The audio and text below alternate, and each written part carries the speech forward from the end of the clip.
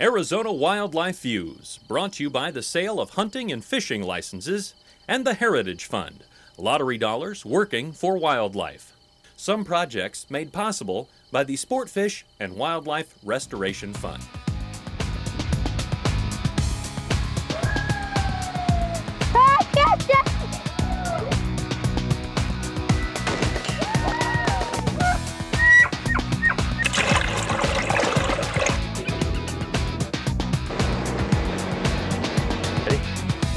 Find birds. Let's go.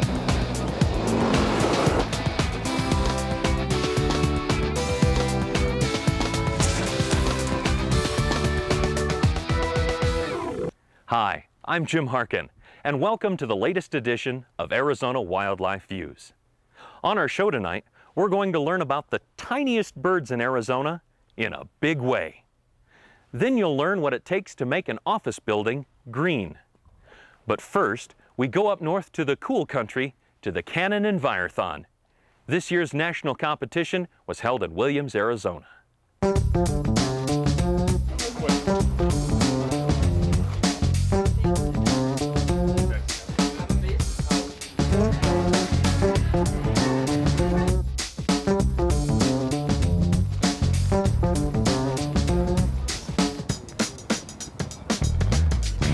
We're excited to be out here at Cataract Lake near Williams today. We have 54 teams from around the country as well as from Canada participating in the National Cannon Envirothon competition. More than 265 teenagers from 45 U.S. states and 9 Canadian provinces studied environmental issues and resource conservation while competing for a share of more than $125,000 in scholarships and Cannon products. The first place team received a total of $25,000 in Cannon scholarships, along with Cannon video equipment for their advisor and sponsoring organizations to use in science education.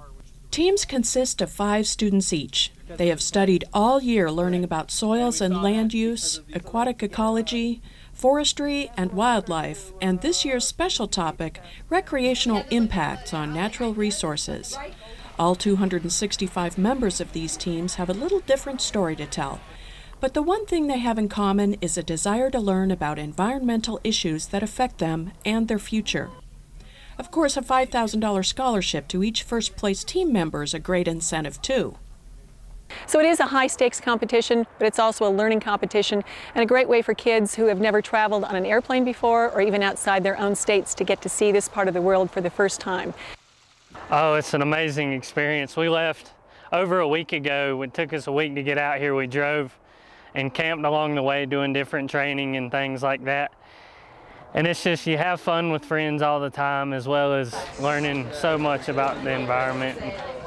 Participating teams have had a very busy week. Most arrived on Monday, some as early as 1 a.m. in the morning here in Flagstaff, but they were up and ready to go to training sessions, which began 8 o'clock yesterday at the Flagstaff Arboretum, a beautiful place to do a training such as this. Today they're out here at our testing site. Right behind me we have the aquatics test. Those kids are testing the water quality in Cataract Lake. They're answering questions about the Colorado River, about Glen Canyon Dam, aquatic invasives, various topics related to water in the arid Southwest. Another station that they have participated in is that of soils and land use. They had an opportunity to go into a soil pit. They're working down in the soil pit, doing things with texture, figuring out sand, silt, and clay content, the color. I need more water. We found out it's a very clayey and very rocky soil, a lot different than we have back in North Carolina. We have most of our soils, at least where I'm from, aren't that clay. They have a lot more loamy soils. To describe the soil horizons, they had an opportunity to texturize soil, test the pH of soil, answer a variety of questions related to where's a good place to build a campground or where's a good place to locate an equestrian trail and such, all related to the topic of recreational impacts. In the forestry round, they're actually being forest managers. Using the bitterleaf thumb method, they're deciding whether a forest stand needs to be thinned. Is it a natural stand? Are those trees healthy or not? They're also reading tree rings. We have 2 trees that date back to the 1600s. They inspect cross-sections of those called tree rings or tree cookies to investigate what those rings tell us. In the recreation side of things, they are given maps and they are having to answer questions about where would be a good place for a Boy Scout team Boy Scout troop that has never been camping before to travel from Phoenix for a weekend campsite. We talked a lot about the Grand Canyon. We talked about impacts from hunting and fishing, boating, hiking, off-highway vehicles. And we also talked a lot about impacts from the Glen Canyon Dam. They give us data about what kind of disturbances they're finding at campsites. And we also talk about what kinds of impacts campsites can have on surrounding water bodies like Cataract Lake that's over there, and wildlife in the area. They're making decisions about what would be good and feasible opportunities for recreation along riparian areas, along arid landscapes, along a variety of different kinds of biotic communities. We also have the wildlife station. They're having to do some field identification, in this case some herps. Normally they use wildlife skins of mammals as their sample, but Arizona is known for its rich herpetological diversity that we decided that they needed to learn about the herps we have right here in Arizona. But what did the kids think of these creepy crawlers? Lizards, that was actually kind of cool. I wasn't expecting that. So it's interesting because we're from the East Coast, so getting out here in the Southwest, seeing all these different types of animals is just really, really cool, really rewarding. This area is the wildlife section. It basically covers all the animals and all the different species of reptiles, mammals, birds, and anything you'd find in the state of Arizona. There were also questions about caves and mines, how to manage them so that humans can't get into them, yet bats can still use them. They also are beginning birders. If they're out in the field and they see a bird fly in, they have 15 seconds to see the picture through a pair of binoculars about 60 feet away from the bird. It lights only for 15 seconds, flies away, and they have a brief period of time to use the field guides to identify the bird before the next bird comes into view. I really like the wildlife. The birding part was really cool because me and my family, we do a lot of birding, going out and just walking around in the woods and trying to see all the different kinds of birds you can find. They're also answering questions about invasive species. How are they impacting our biotic communities, especially the ones the native species depend on? In order for students to be participating at this level, they've had to win their state or provincial competition. Our team consists of Zach Hare and Clinton Hales, our two redheads, and then Michelle Schmoker and Natalie Lucas. And we are from Sonawa High School in Flagstaff, Arizona. We won the state competition for Arizona at Dead Horse Ranch State Park in Cottonwood this year. And so we're here at Nationals. We're very proud of Sonawa High School right here in Flagstaff, who is the Arizona State winner. They were the best of competition of a number of schools who competed. Scores were very close, but they were all very sharp teams, and Sonawa did earn the right to represent the state of Arizona here this week. But all this knowledge is for naught if they can't communicate their ideas to their peers and the public. Our SWAR restoration plan has several goals. Our goal for Cottonwood Creek is to return it to a condition as close as possible to how it was in the 1860s. So the last phase of the competition are the oral presentations. The kids will be moving into their oral presentations on Friday, at which point they will be given a real-life problem related to the issue of recreational impacts. They will be sequestered for a while to prepare a program, or I should say a presentation, a management plan or strategy to a panel of judges who are representing a city council, a friends group, some group that would be interested in managing some aspect of natural resources. The 5 teams who score the highest when we add their oral scores together with their field station cumulative scores will advance to the final round of competition. They give the oral presentation once again in front of a panel of nationally known experts, and it is that ranking that will determine the final overall standings for this year's Envirothon. The students at Sonawa came in a respectable 15th at this year's competition. And on top of that, the Arizona Game and Fish Commission has honored them with the 2008 Youth Environmentalist of the Year Award. Way to go, Mustangs. Up next, they may be tiny, but they're very mighty. Come with us and see why the tiny hummingbird holds such a fascination for so many people.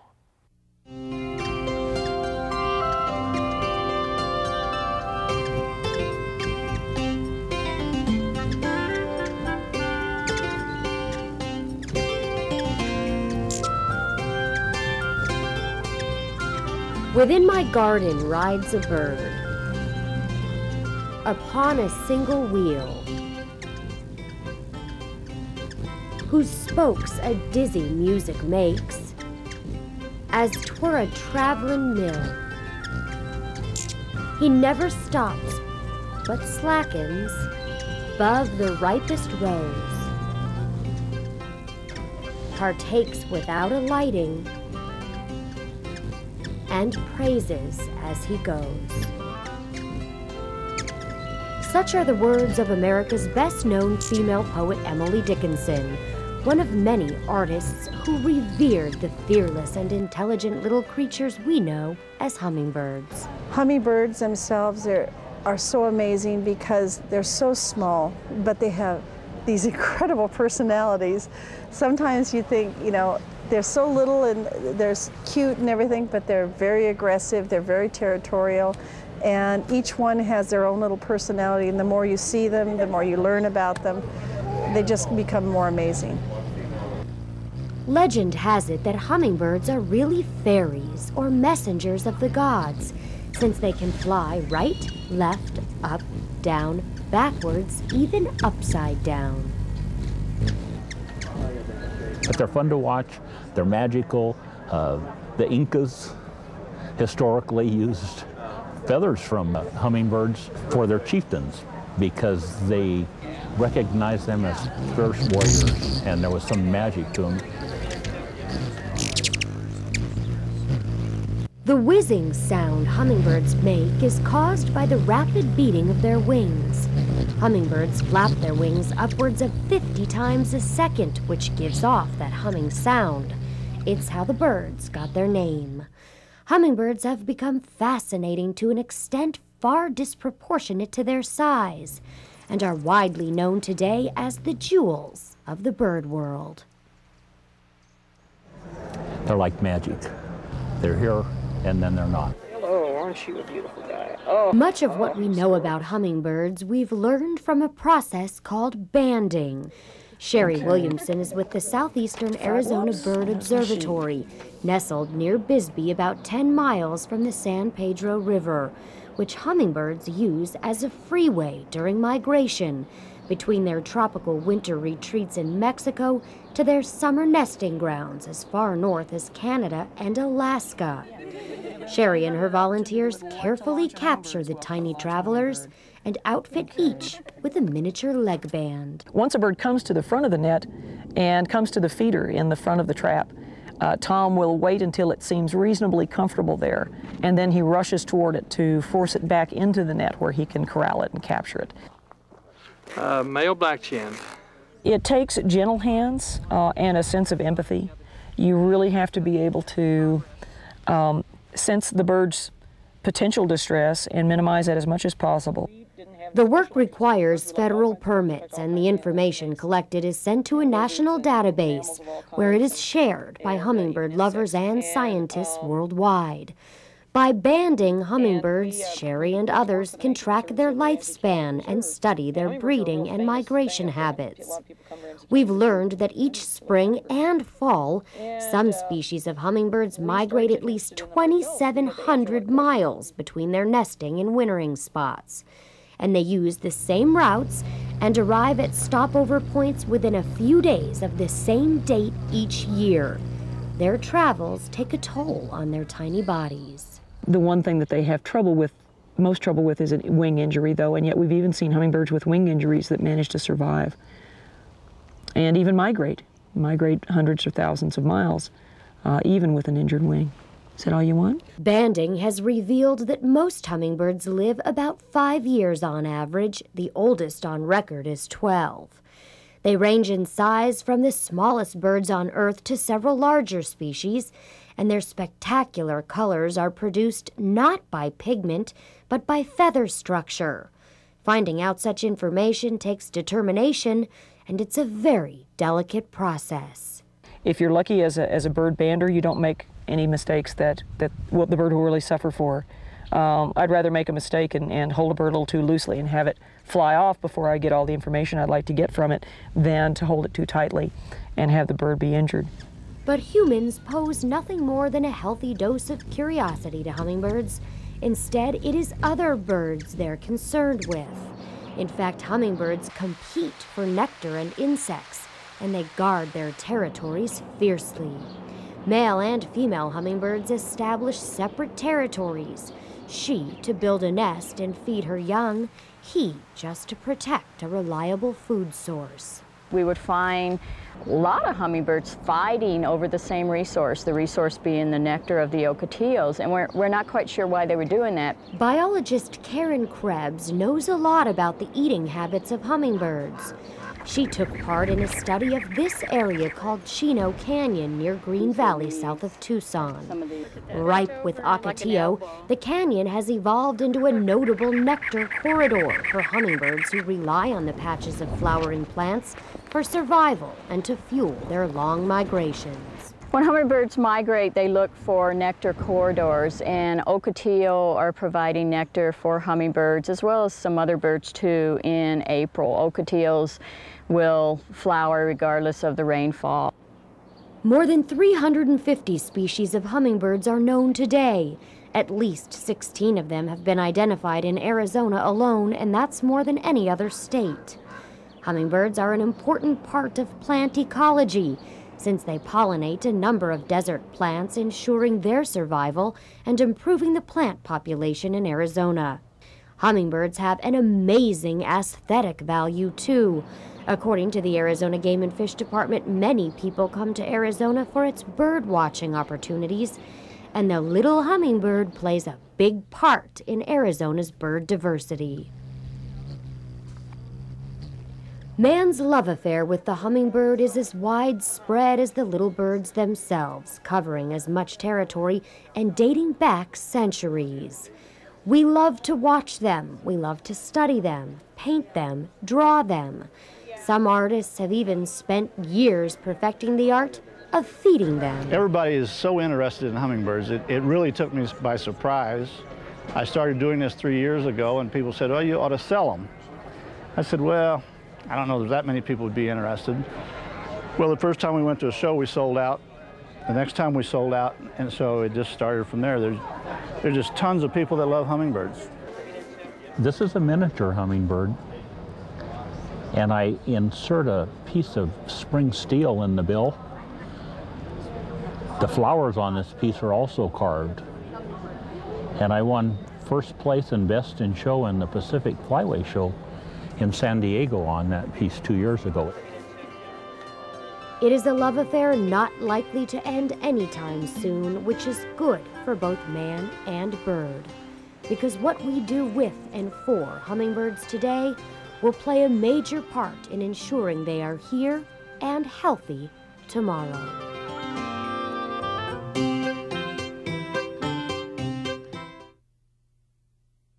When the Arizona Game and Fish Department decided to build a new headquarters, they wanted the building to be as environmentally friendly and energy efficient as possible. Come with us and see how the department is going green.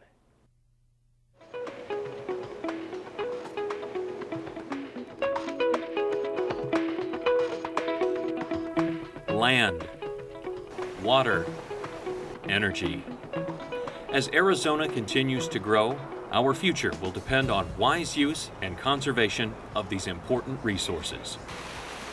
Buildings have a significant impact on these resources. The 81 million buildings in the United States collectively consume more than 70% of electricity, 40% of all raw materials, and 25% of all water supplies. For that reason, Governor Janet Napolitano in 2005 issued a directive requiring all newly constructed state buildings in Arizona to meet certain standards in energy efficiency, the use of renewable energy sources, and environmentally friendly design.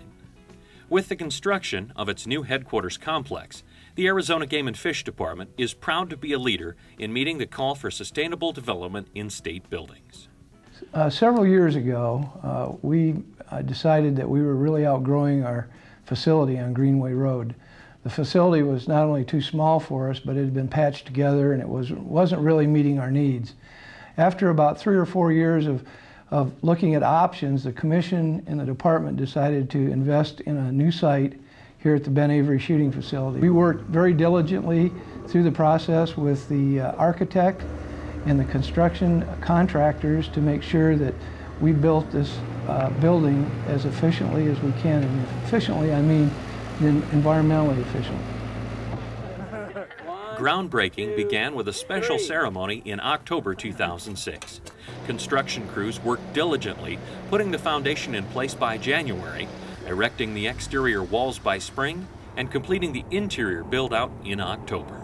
The finished complex includes an 82,000 square foot administrative building, a 26,000 square foot climate-controlled warehouse, and an 8,500 square foot vehicle maintenance facility. Development and construction costs totaled $20.5 million and were paid for using wildlife conservation funds from tribal gaming revenue. The move to the new headquarters took place over the Veterans Day weekend holiday from November 9th through the 13th, 2007. Our move started out by putting together a business continuity team several months before we moved. And as a result of that, we were able to move 310 employees. We didn't miss a beat during the entire move. We were open at 8 o'clock on a Tuesday morning and ready for business. Employees and customers now have a state-of-the-art building that meets the governor's directive for all newly constructed state buildings to achieve at least a silver certification under the Leadership in Energy and Environmental Design, or LEED, rating system. Energy saving and environmentally friendly design features are found inside and out. The development footprint was minimized to retain the natural landscape of the surrounding area. Low-maintenance xeriscaping and high-efficiency drip systems on the headquarters grounds will reduce outdoor water consumption by 50%. The headquarters was built using many regionally harvested materials and wood from managed forests. Many of the materials include recycled content. The interior design makes maximum use of natural light, with work areas positioned along the perimeter of the building near the windows. High-efficiency lighting systems with motion sensors and programmable timers help save on electricity use. A high-efficiency heating and air conditioning system and a coated roof help further reduce energy usage. The headquarters building qualifies for an estimated $48,000 in incentives for energy-efficient design from Arizona Public Service Company through the Solutions for Business Incentive Program. Low water use plumbing fixtures reduce indoor water consumption by more than 40%, saving more than 150,000 gallons per year and reducing the demand on the municipal water supply and water treatment. One of the cutting-edge features of the administrative building will be a soon-to-be-deployed 149,000-watt photovoltaic renewable energy system. It will make use of one of Arizona's most abundant resources, sunshine, to potentially provide nearly 40% of the building's electricity needs. The headquarters includes many other functional features designed to improve efficiency or cost savings. A 200-seat auditorium will serve as a venue for Phoenix meetings of the Arizona Game and Fish Commission and can also host other headquarters staff meetings, potentially saving up to $15,000 annually for rental costs for outside meeting facilities. The department is looking at utilizing state-contracted multifunction devices that combine printing, copying, scanning, and faxing. Use of these devices in a centralized fashion in each work area would eliminate individual printers and could potentially save up to $230,000 annually based on building logistics and current printing and copying needs. An expanded lobby area offers customers more space for customers to conduct business.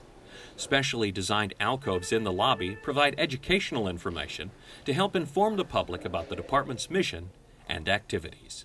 The new facility offers more conference rooms than the old headquarters, providing much-needed meeting space.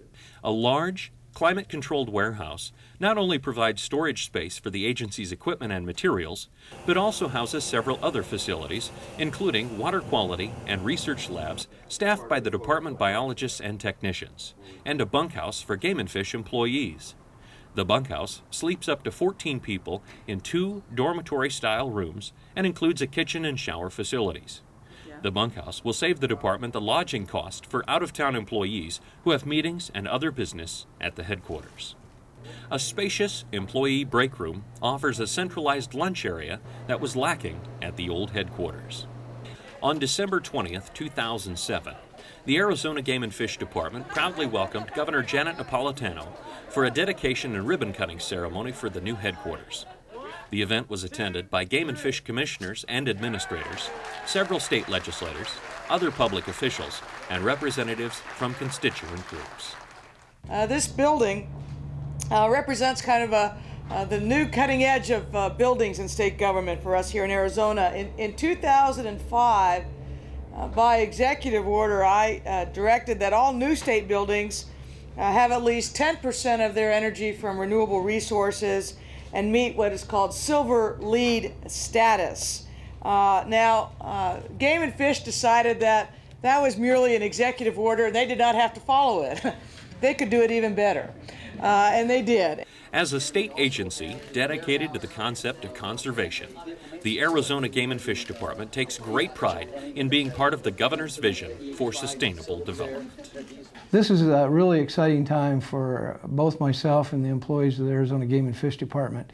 We've built in efficiencies into this building that provide our employees with the tools and with the facility that they need to better help manage the wildlife resource in the state. And that's our show for this evening. If you'd like any more information about anything you saw on the show, go to our website at azgfd.gov.